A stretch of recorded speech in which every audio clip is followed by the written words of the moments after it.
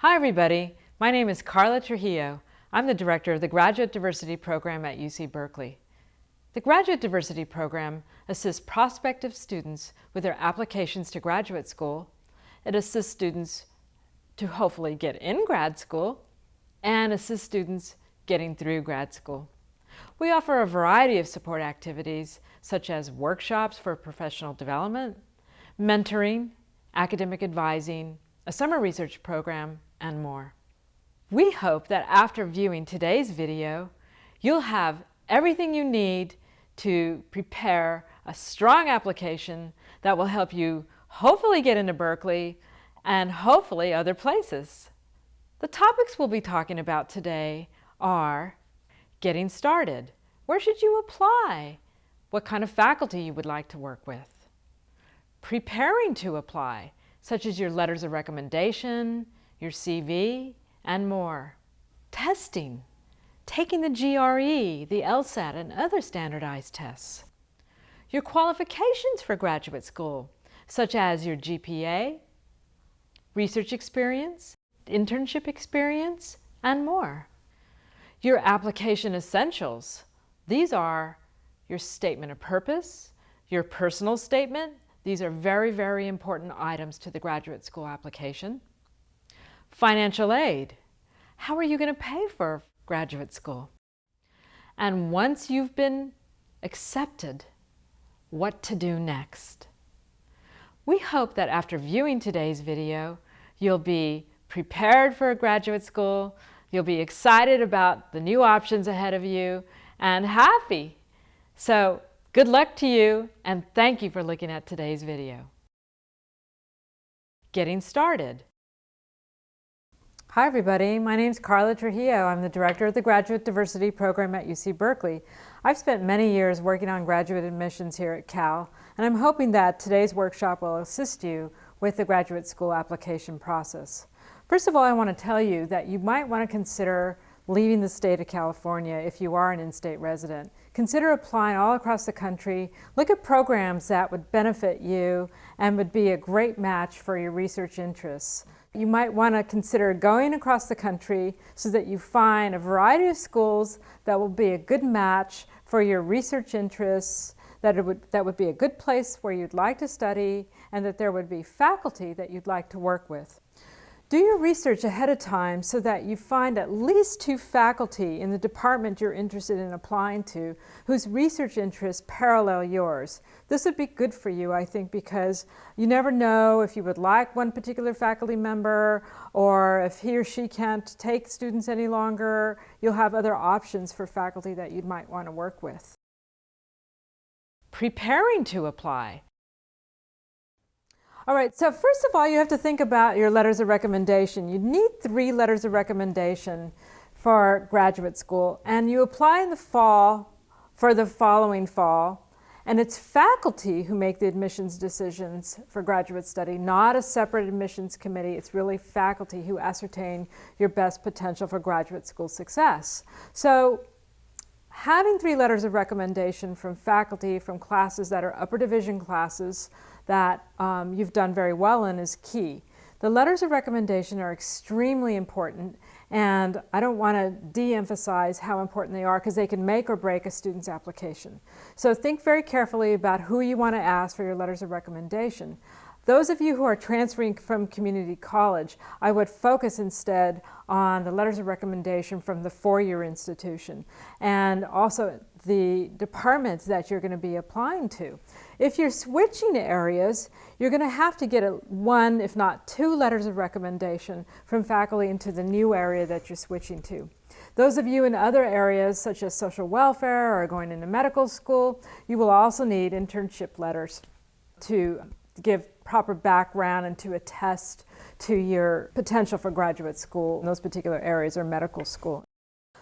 So if I were you, what I would do is when you're going to ask a faculty member for a letter of recommendation, make sure you cultivate this relationship so they know you ahead of time. Some institutions are very large and the classes are very large, so you really should go to office hours and you should do research with a particular faculty member if you're interested in doing research with that faculty member, or just speaking up in class so that the faculty member gets to know you. You have to have that signature of a faculty member at the bottom of that letter, not a grad student instructor, not a staff member ideally. It really should be a faculty member. So cultivating a relationship is very, very important. And I used to teach on the Berkeley campus, and I recall students who used to come to my office hours and they would ask more pointed questions about what we discussed in class, and or wanted to go more in depth on a particular issue, and those students stood out to me, and I was really, I did remember them and was writing better letters. Hang on to a particular paper that you might have written for that class in case you need to refresh the faculty member's memory about how you did in the class, and you have a paper, a copy to give them. Now, I know that some people feel rather shy about asking faculty for letters, that some people don't, but a lot of people do. And I have this saying, well, one of many sayings, and one of them is everybody needs to eat.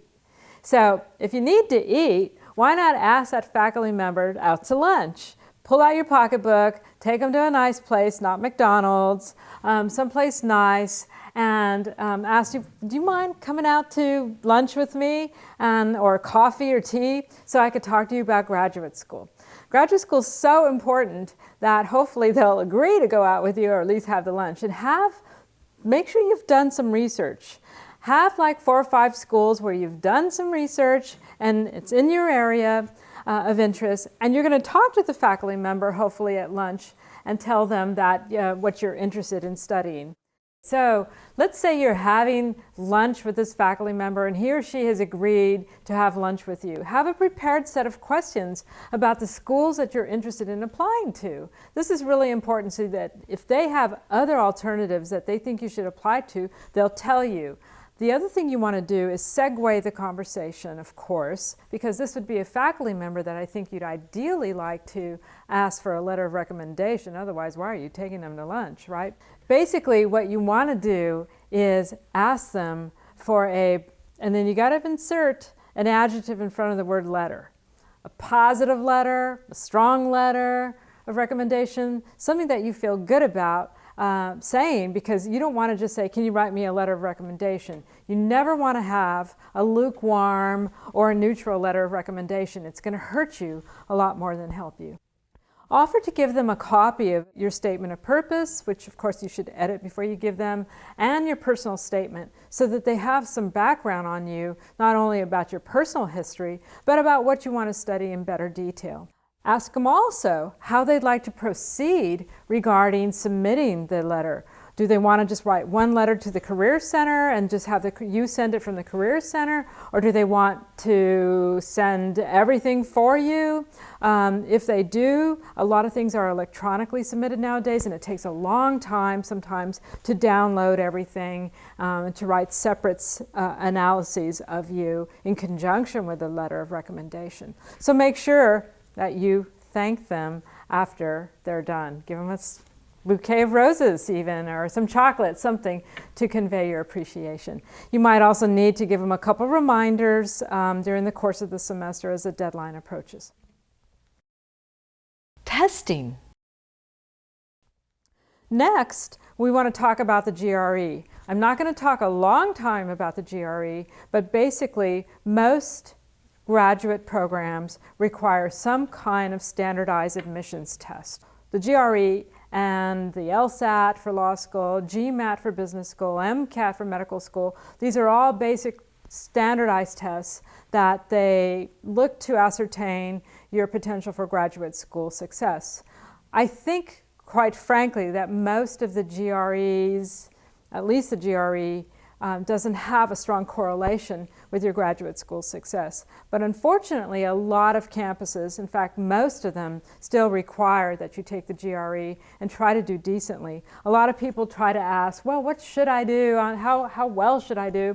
If you're in the sciences, like engineering and the sciences, they like you to do well in the quantitative section. If you're going into the humanities, they like you to do well in the English, the verbal section. And then there's an analytical section that you write an essay and you argue a point, and you have to be precise and concise. You have to sort of think like a scientist and write like a lawyer to do well in that section. So practicing these exams ahead of time, studying them ahead of time, if you can afford it, seeing if you can take a preparatory class ahead of time might assist you and ease anxiety about taking the exams. I personally took the GRE and I studied every day for 30 days.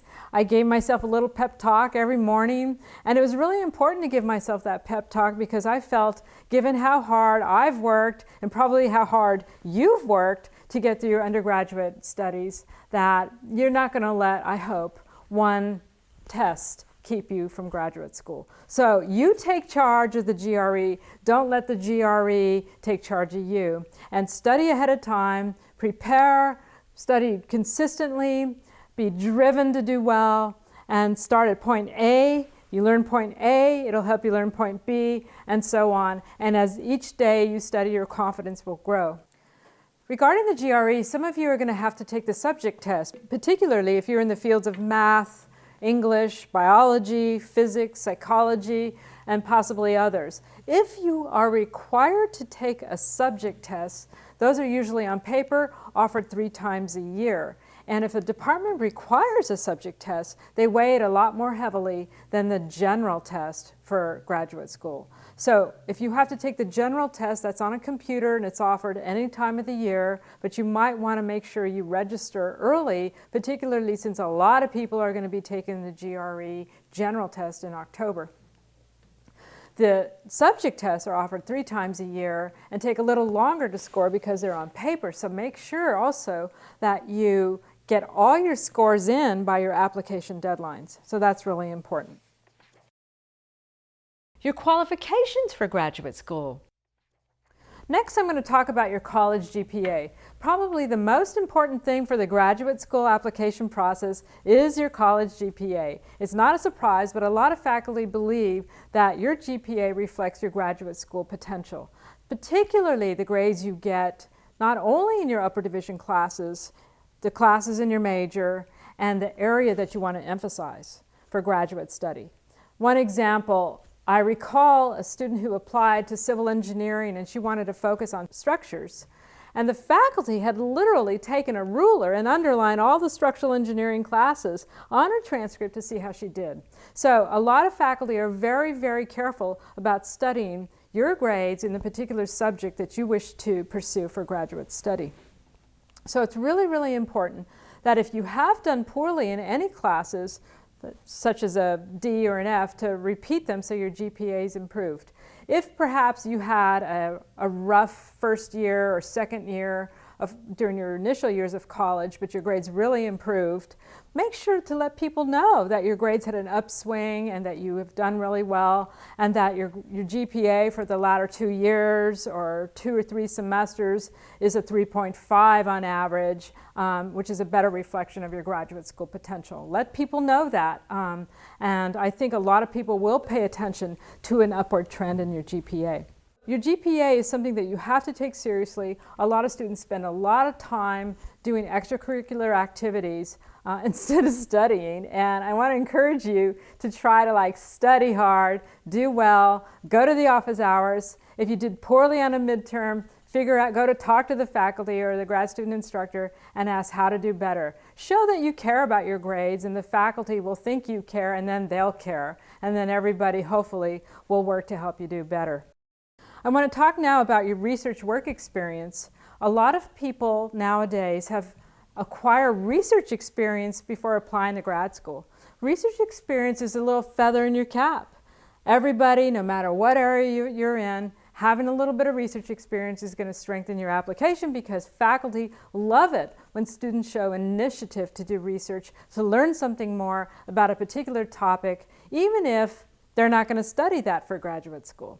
So having the opportunity to speak about a research experience when you write your statement of purpose is really, really important.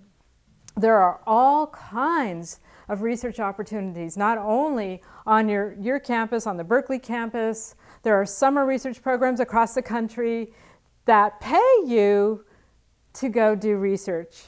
And it's really a primo deal because you're going to get usually $3,000 to $4,000 in a stipend, plus travel expenses, plus room and board.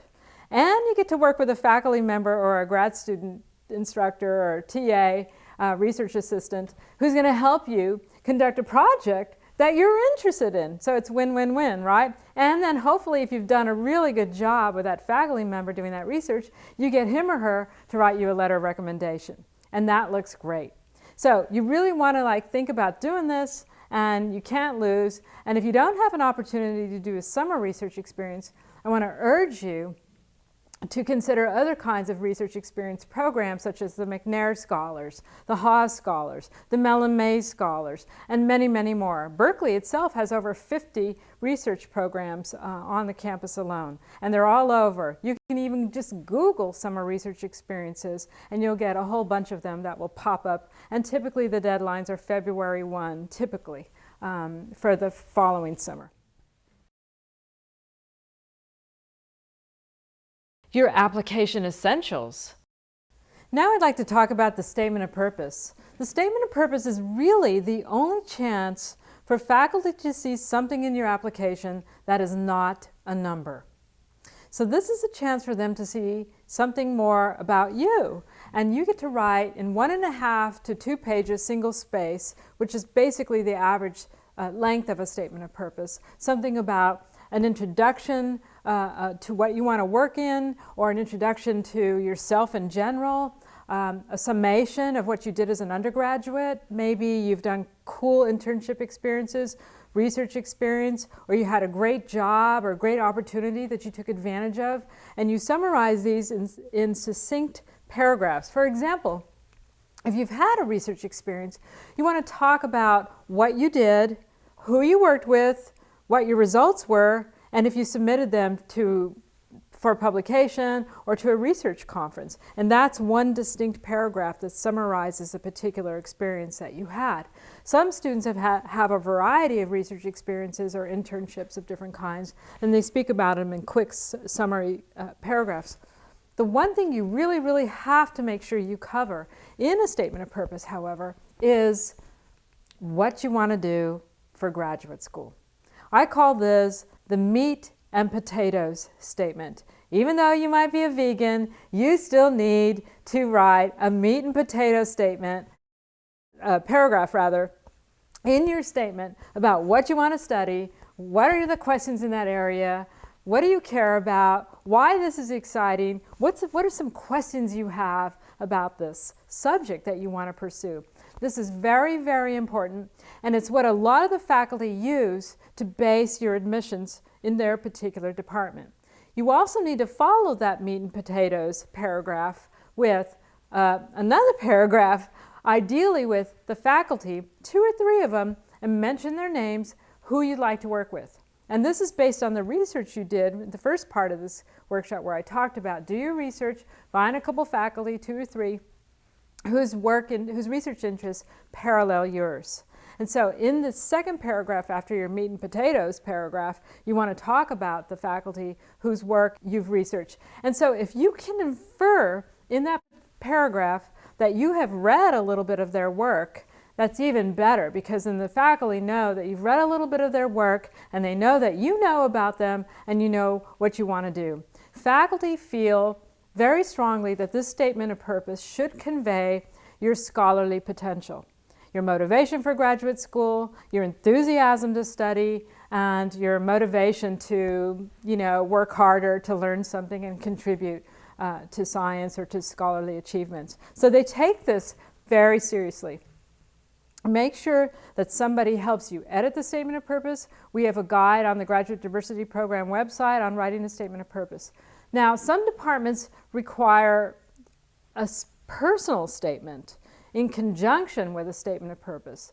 A statement of purpose is usually academically driven, and a personal statement is usually about obstacles you've had, challenges you've faced, or opportunities that you took advantage of, leadership that you've had, coaching, mentoring, helping younger people, any kind of experience that gives us a reading of a little bit more detail about your life.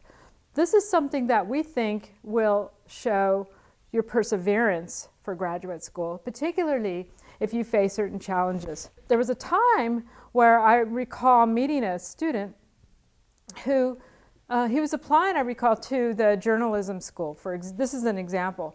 And he forgot to say that he had worked 30 hours a week in the dining commons in his statement of purpose.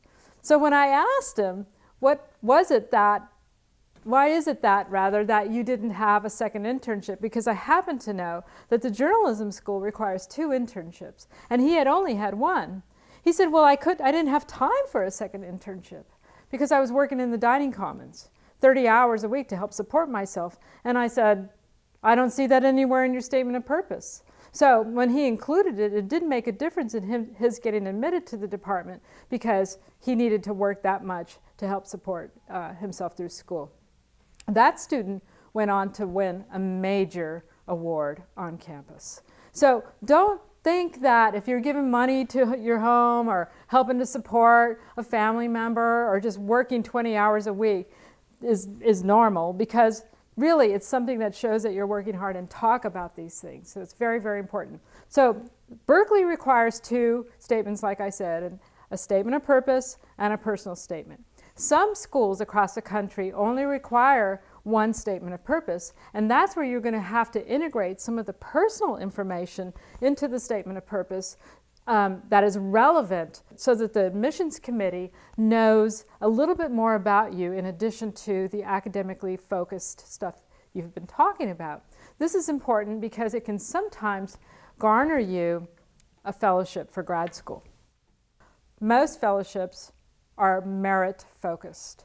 Some are merit-focused, and some provide additional support to students who show such perseverance to achieve.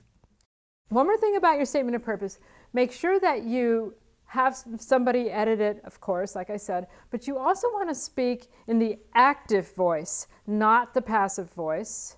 And you want to, if you had any particular difficulty in your life that you're addressing, make sure you speak about it in a really positive way, that despite this challenge, you managed to succeed and do well and do research and that sort of thing. Some departments also require a CV, curriculum vitae. This is starting to grow in more popularity, so you're going to have to research what a CV looks like so you can construct that. Last of all, some programs are going to require a writing sample.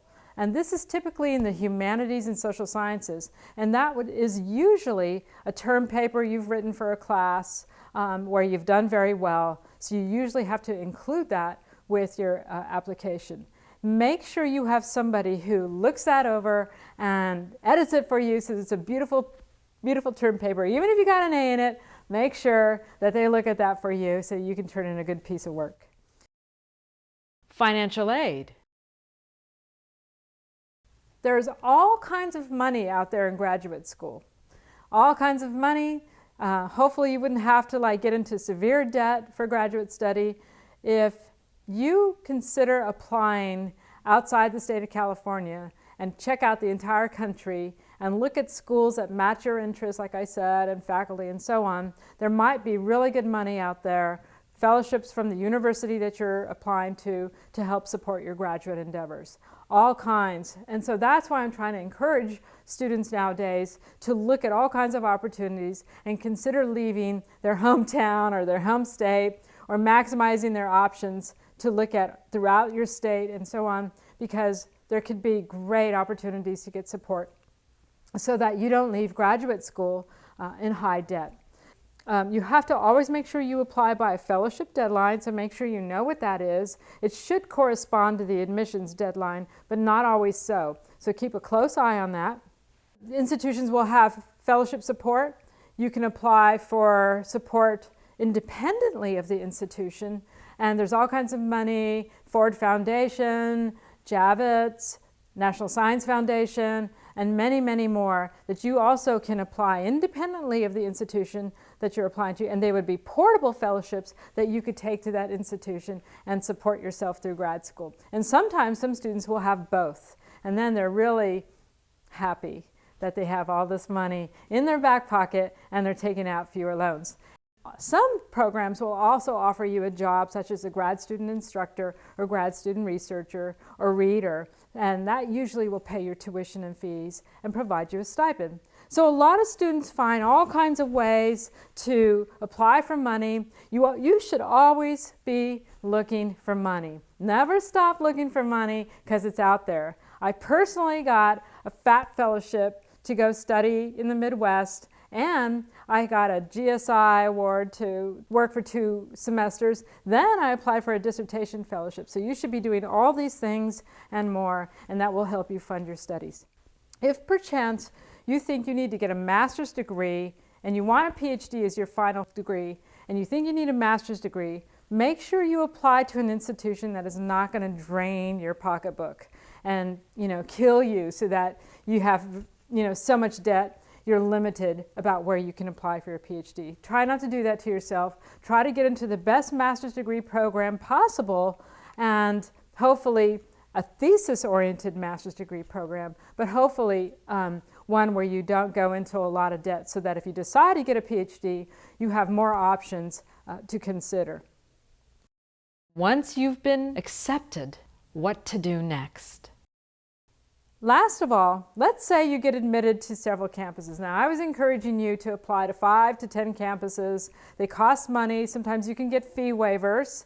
If you're a McNair Scholar or various other scholars, sometimes you can apply for free. Or the Institute for the Recruitment of Teachers, you might want to apply to that, and then you can apply for 10 campuses for free.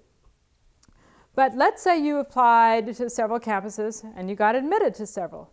Now comes a choice of like, what do you do? What do I do? I got admitted to all these campuses. Now what? So I encourage you to go visit the campuses that you're most interested in attending.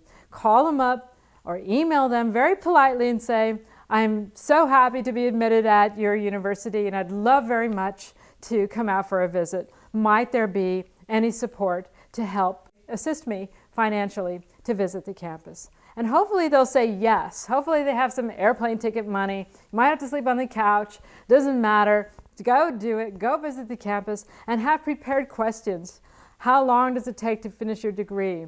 Talk to faculty, talk to students, pull aside grad students who are there and ask them, can I just ask you some basic questions about being a grad student here? What do you find to be the most positive aspects about being a graduate student at this particular university? What do students think are the most positive aspects?